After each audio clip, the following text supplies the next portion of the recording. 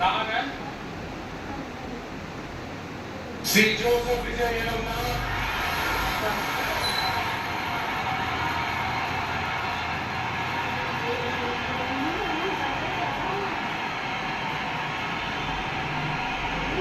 சட்டப்படி அமைக்கப்பெற்ற இந்திய அரசியல் அமைப்பின்பால் உண்மையான நம்பிக்கையும் மாறா பற்றும் கொண்டிருப்பேன் என்றும் இந்திய நாட்டின் ஒப்பில்லாத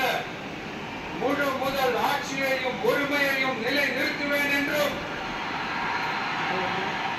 தமிழ்நாட்டு அரசின் முதலமைச்சராக உண்மையாகவும் உளச்சான்றின்படியும் என் கடமைகளை நிறைவேற்றுவேன் என்றும் அரசியல் அமைப்பிற்கும் சட்டத்திற்கும் இணங்க அச்சமும் ஒருதலை சார்பும் இன்றி விருப்பு வெறுப்பை விலக்கி பலதரப்பட்ட மக்கள் அனைவருக்கும்